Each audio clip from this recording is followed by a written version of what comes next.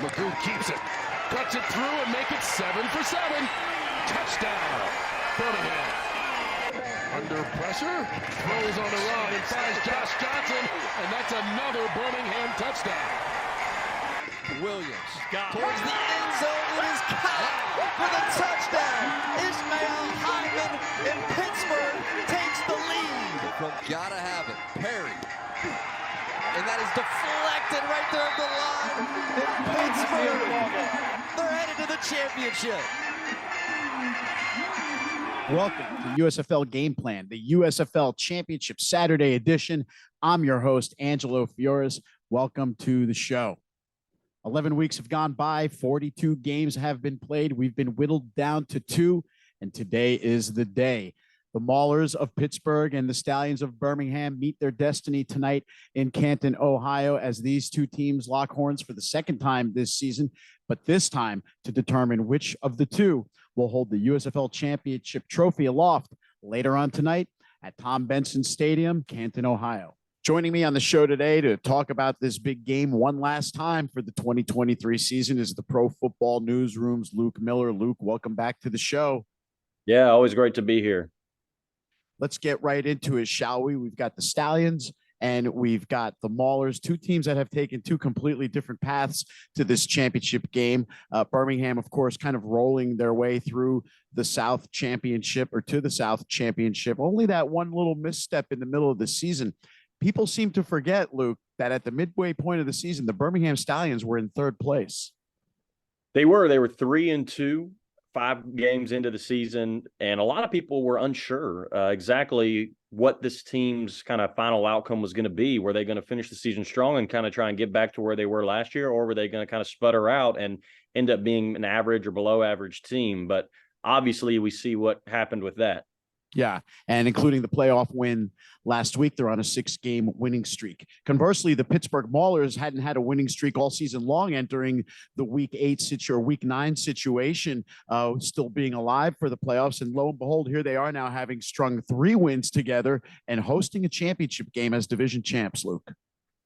Yeah, it's impressive what they've been able to do coming down the back stretch of the season. Certainly, none of their games have been blowouts. You know, they've been in every game and kind of right there, but they just had hard time sometimes closing the deal. But they closed it when it mattered. You know, last week in a playoff game, week prior in a must-win situation, and so they've certainly earned the opportunity to be in this championship game.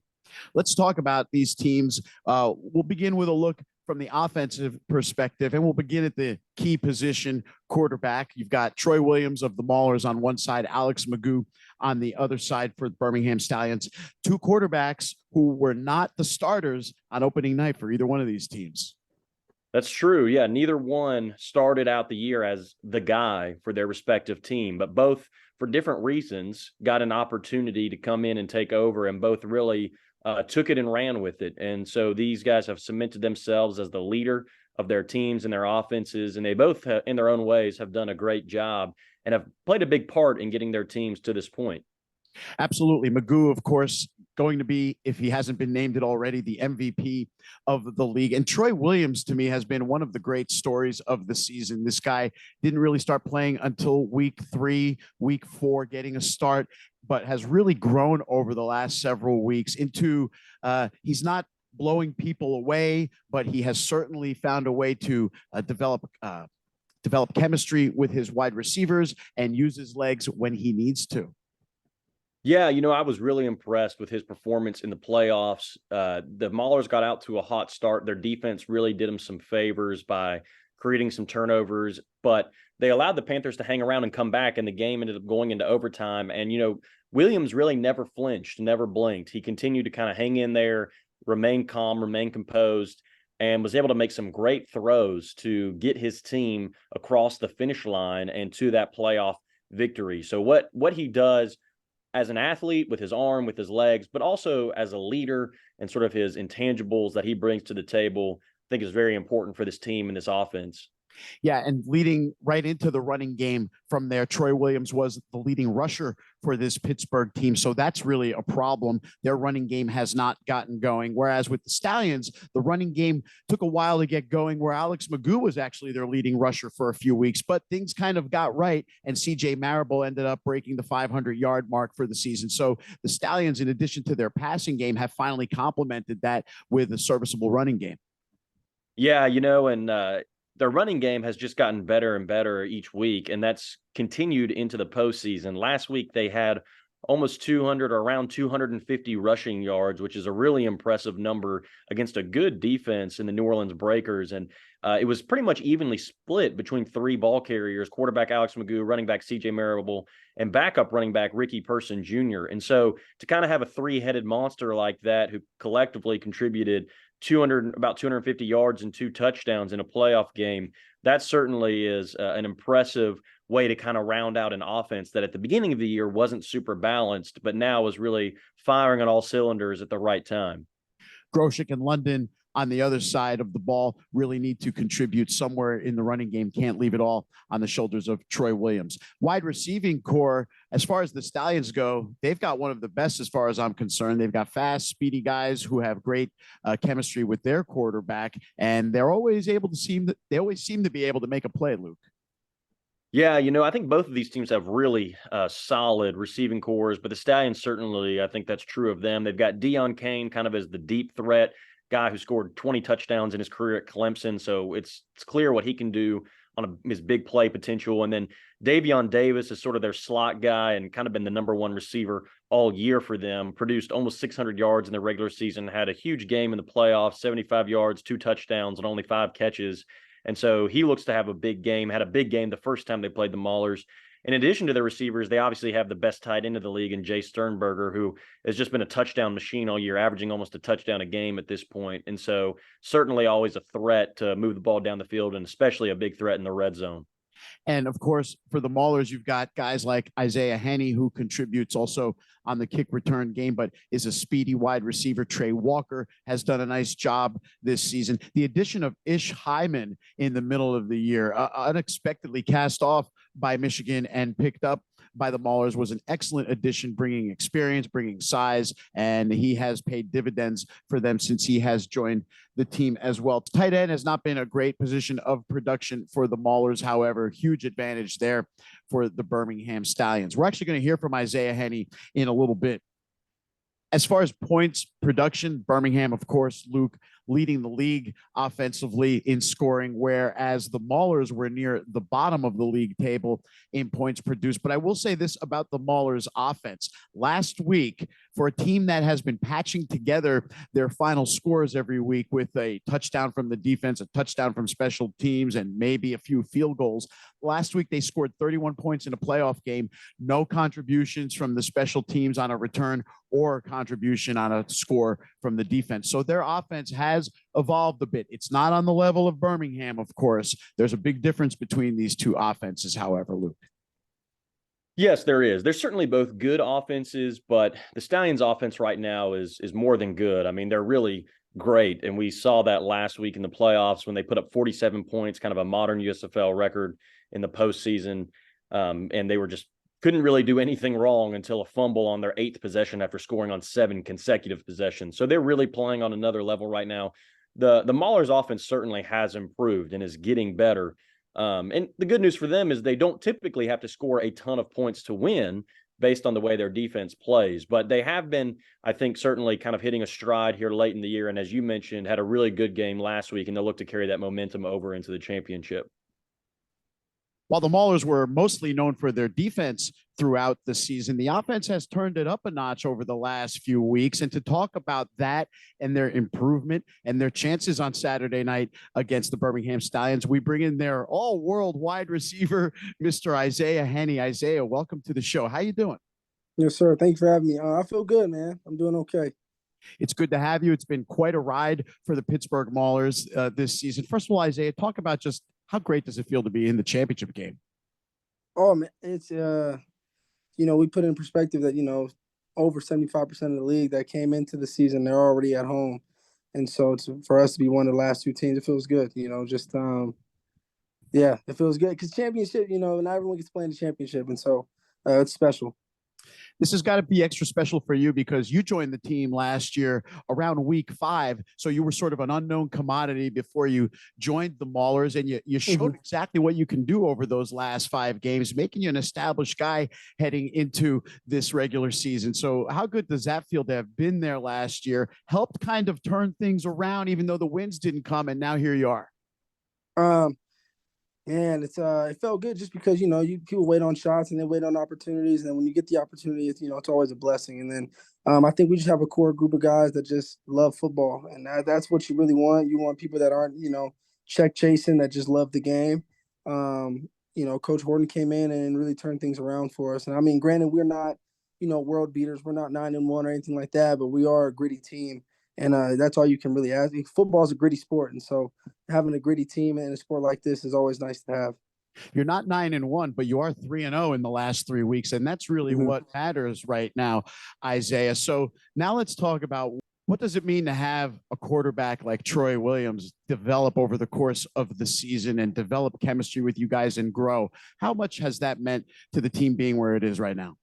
It means a lot. It's just sometimes you just it's tough because when you switch over quarterbacks and stuff like that, you go through a process of like, hey, okay, let's see where you are, where the ball is going to be and stuff like that. But I think even bigger than him developing trust with the receivers was, developing trust within the offensive coordinator and him kind of handing the keys over to Troy at times, especially with the head coach, because that's really you kind of need somebody that's going to be a bridge between the OC and the coaches and then the players. And Troy's filled in that role perfectly, and that's kind of what's been the difference for us in the last couple of weeks. Also talk about the addition of Ish Hyman to the room. I mean, surprisingly released by Michigan, latches on with you guys. Talk about what he brought and added to what you guys do as receivers. You know what he gives us the ability to do, we had a good group of receivers. I think at the end of it, it just adds a level of competition because everybody here is competing with each other as much as we're competing and trying to gel together to win. And so everybody can get used. We talk about it like any person in that receiver room can make a play at any time. And I think he just adds to that. You've seen it. He could have a quiet game or he can have a loud game or a loud moment, just like all 5 of us. And I think Ish, he fits in well. All the guys fit in, and that's what you could ask for. He's not selfish, and he's just a guy that just wants to win like everybody else. So it's been special to have him. You lost a tough game the last time out to Birmingham in week 4 on your home field in Canton, Ohio. Talk about what challenges their defense presents to you guys as you try to scheme to win this ball game. You know what? I think that was Troy's second start in week 4. And we're not even close to the same offense in terms of things that we do. What we like to get to, what we don't like to get to, in some of our sets, and we're completely different teams. Even then, like we even on their team, I mean, we saw guys that we had on their offense and defense that we didn't see last time, and so we're completely different teams. I mean, that was almost 2 months ago, and so it's interesting when you kind of look at everything and be like, well, what's different? But yeah, nonetheless, they're a better team, and we're a better team, and we're excited to go after it with them. Looking forward to seeing exactly how you perform on Saturday night. And Isiah, I wish you a lot of luck to you and the Maulers. Thanks for stopping by and joining us on USFL Game Plan today. Yes, sir. I appreciate you, man. See you Saturday. See you on Saturday in Canton, Ohio. Thanks. Isiah Hennie of the Pittsburgh Maulers joining us right here on USFL Game Plan. When USFL Game Plan returns, Luke and I will turn our attention to the defenses, and we'll also welcome linebacker Kyahva Tezino of the Pittsburgh Maulers. Then we'll make our predictions on the game. You're listening to USFL Game Plan on Fox Sports Radio, New Jersey, 93.5 FM, 1450 AM.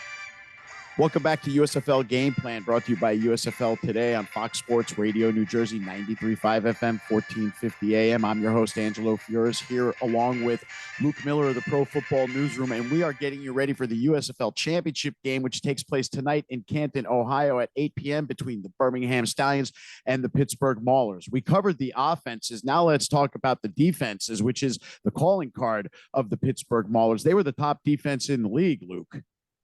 Yeah, I think everyone was impressed with the defense that they brought to the table throughout this year. They really have no significant weaknesses. They've got a great defensive line, one of the best linebacking cores in the league, and a really fantastic secondary. 2 of the 4 all USFL secondary players for the all USFL defense came from this team in cornerback Mark Gilbert and safety Arnold Tarpley. So you can't really say enough good things about their defense, and the Stallions certainly have their work cut out for them trying to keep that high-flying offense going against this top defense. Yeah, this defense was the main reason, the sole reason why the Maulers were in just about every single game with about maybe one exception. And as the offense has finally rounded into shape here heading into the big game, I feel like now at least the defense can play knowing they have an offensive complement that can keep them in the game. Absolutely. It's certainly one of the things that I think, and, we've kind of been hitting on this throughout the show, but part of the reason I think both of these teams have made it to this point is they're solid in all aspects of the game, whether it's offense, defense, or special teams. They certainly have their own strengths and weaknesses, but none of them have major weaknesses on any aspect of the game.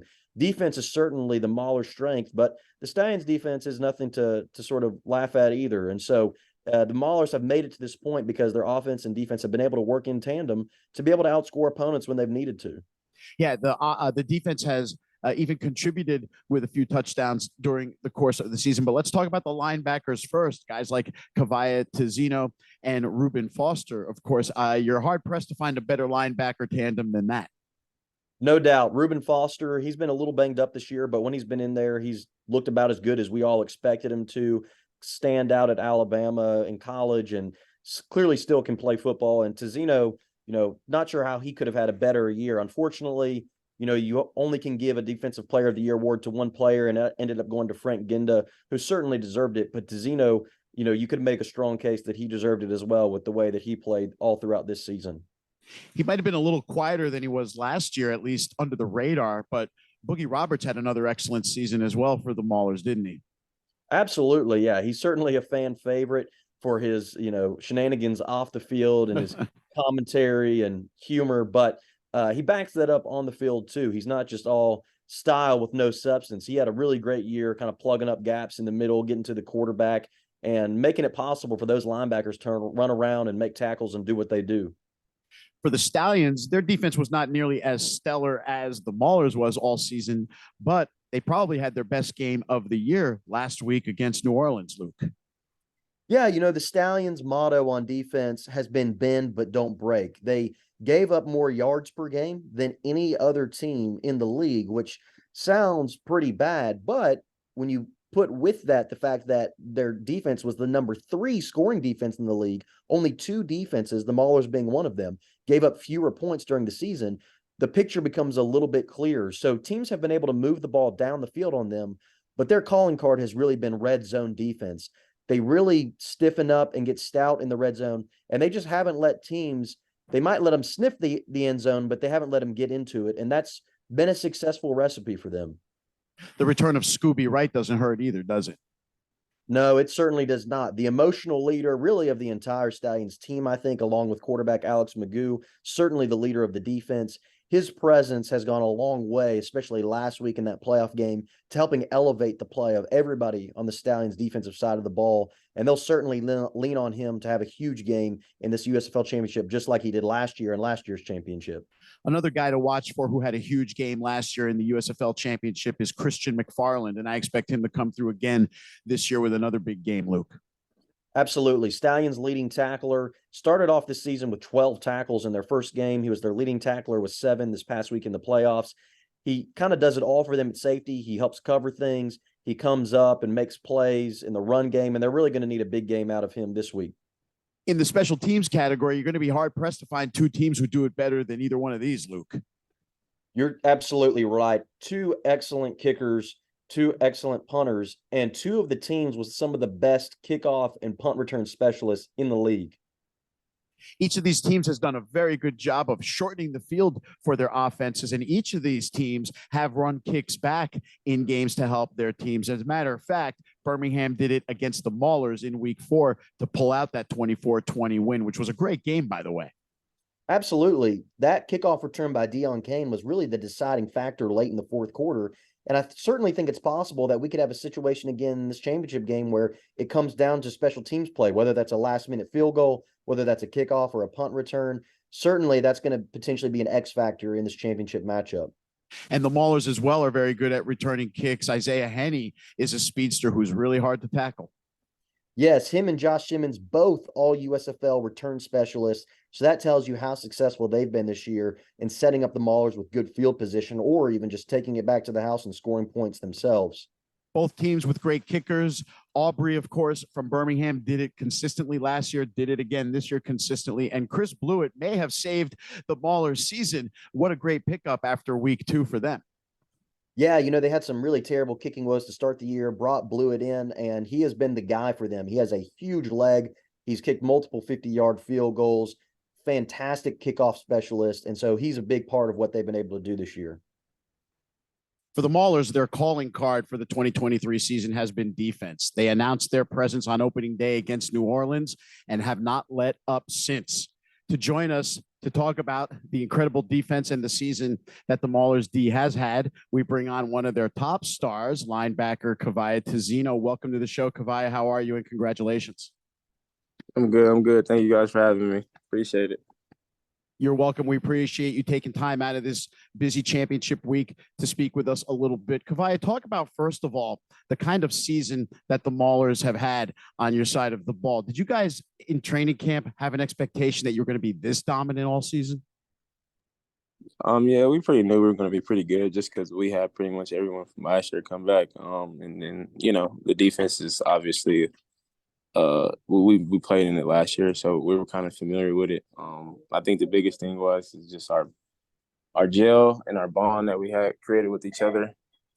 That kind of helped us, I think, and just everybody wanted to be good and make it to the championship, and obviously we set that as a team, we set that as a defensive goal, and we accomplished it. So it's truly a blessing to be seeing that all work out. Things have improved dramatically for you guys as a team overall. But before we get into the good part, which has been the last 5-6 weeks, let's talk about the beginning of the season where wins were kind of hard to come by. You were getting snake bit an awful lot. How much does that weigh on a defense when you're doing everything you can plus to keep the opponents down and still not coming out on top? It's kind of like, I think I explained it one time in an interview. Like, you remember, I don't know if you guys seen that Derek Carr interview after the game, a post-game interview. He was just like, you work so hard in the offseason to get those kind of results. It was kind of like that feeling, but I just knew it wasn't going to be that feeling all the way because I had confidence that, we can beat some teams and that we can at least make a run for the playoffs. And obviously we did, and we made it happen. So it's just been great so far. But, yeah, we're on a hot streak right now. We're rolling stuff. We're looking to take it into this Saturday and hopefully, make a championship out of it. Yeah, you guys are on a kind of a magic carpet ride right now. Prior to week 8, you hadn't won more than one game in a row, and now you're riding a 3-game winning streak with a rematch against a Birmingham team that you guys played a very close game against in week 4. No, yeah, it's gonna be a good game. I know they probably have the MVP over there in Alex Magoo as a defense. We were preparing for him. And yeah, it's gonna be a tough game. It's gonna be a hard fought game. It's definitely gonna be a game that the world should tune into.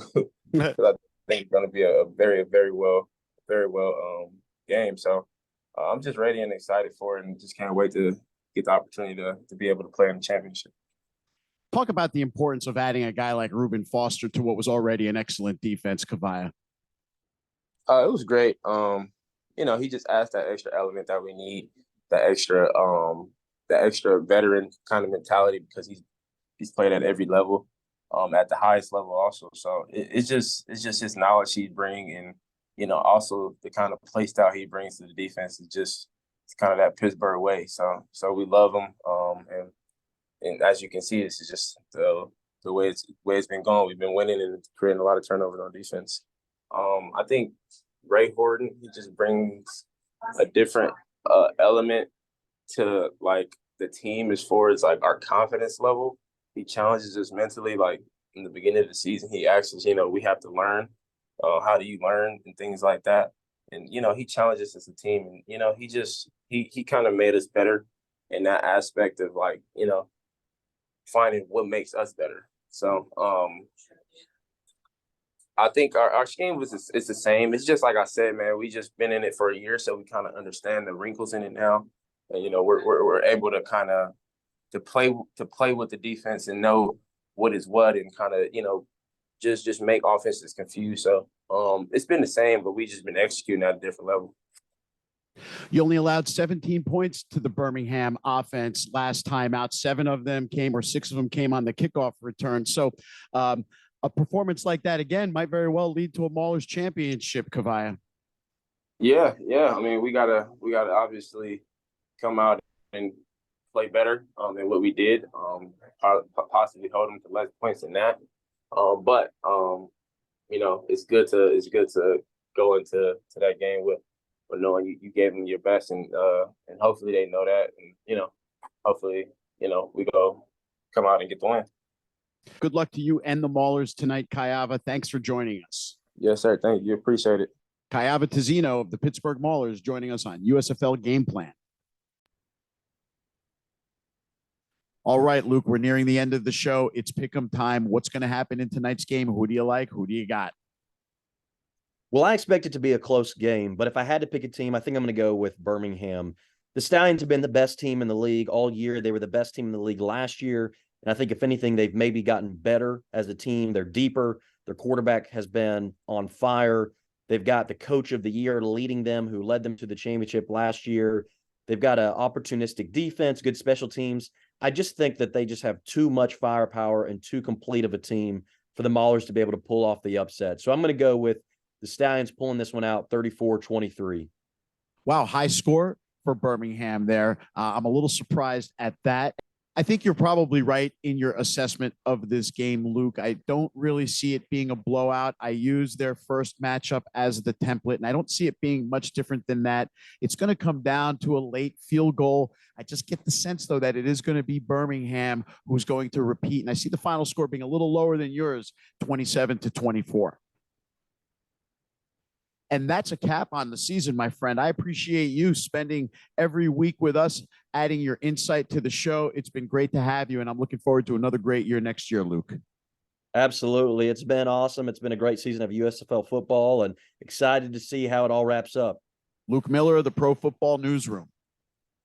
That's it for this week's edition of USFL Game Plan. I'm your host, Angelo Fioris. That actually puts a cap on the season as well. I hope you enjoyed this 3 months worth of pregame shows that we have brought to you. We worked really hard on that, and we look forward to doing it again next year right here on this very station. You're listening to USFL Game Plan on Fox Sports Radio New Jersey, 93.5 FM, 1450 AM.